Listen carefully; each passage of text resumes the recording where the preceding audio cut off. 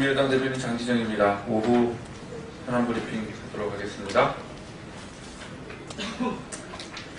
두 가지 아이템입니다. 첫 번째, 문재인 전 대표는 거한 사위의 자세를 배워야 한다. 결선 투표제에 대해 국민의당과 정의당은 물론 보수 정당인 바른정당도 결선 투표제 도입에 적극 찬성하고 있습니다. 또 더불어민주당 원혜영 의원이 국회 전원위원회를 통해 해결하자는 해법을 내놓는 등 합리적인 세력이 모두 참여하고 있습니다. 다당제에서 누가 집권을 하더라도 여외소, 야거대라는 구도가 불가피하고 박근혜 정부의 국정 붕괴로 인해 해야 할 일은 해산받고 갈 길은 멉니다. 결선 투표제를 통한 최대한의 국정 동력 확보 없이는 그 누구라도 도저히 뚫고 나갈 방법이 없는 상황입니다. 문재인 전 대표가 소속 정당의 후보는 결선 투표제로 뽑는 데 동의하면서도 더 중요한 대통령 후보를 결선 투표제로 뽑자는 데에 대해서 소극적인 이유를 이해하기 어렵습니다. 문 전 대표가 대세론에 취한 탓이긴 하겠지만 편안할 때 위태로울 때를 생각하라는 거한 사위의 자세를 배워야 할 것입니다.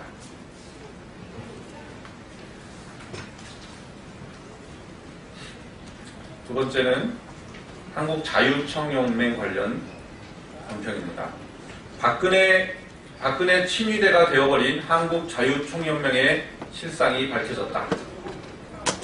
청와대가 자유총연맹 회장 선출 방식을 투표제에서 추천제로 바꾸기 위해 압력을 행사했다는 언론 보도가 나왔습니다.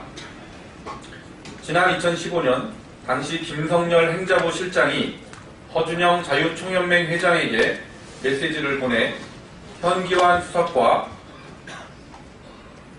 회장 추천제를 논의해보라고 했는데 허 전 회장이 민주주의 역행이다 라면서 반대하여 무산되었고 김경재 현 회장이 취임한 이후에 결국 추천제로 변경되었다는 보도입니다. 국가 보조금을 받는 시민단체인 자유총연맹의 예산권을 정부가 가지고 있는 것도 문제이지만 청와대가 사실상 회장 임명까지 장악하여 예산과 인사를 모두 쥐게 된 것은 더욱더 큰 문제입니다. 박근혜 대통령이 회장 선출 규정까지 바꿔가면서 자유총연맹을 장악한 의도는 분명합니다. 정부 입맛에 맞는 언론 플레이를 위해 각종 관제 데모에 동원하고 여론을 조작하는 친위대로 쓰기 위한 것이었습니다. 박 대통령의 의도에 충실하게 국정교과서, 위안부 문제 등의 이슈에서 자유총연맹은 청와대의 입장을 대변해왔고 청와대는 이것을 여론이라면서 국민을 호도해왔습니다. 자유총연맹은 정경련의 운명을 따라갈 것인지 아니면 진정한 시민단체로 거듭날 것인지 결단해야 할 것입니다.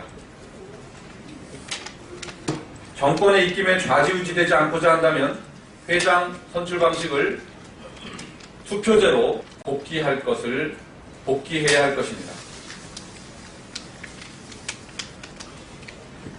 그뿐 아니라 그 이외의 운영 방식에서도 환골탈태의 각고의 노력을 하지 않으면 안 될 것입니다. 아울러 자유총연맹 탈취와 관련된 청와대의 개입 진상은 철저한 조사를 통해 밝혀져야 할 것입니다. 이상입니다.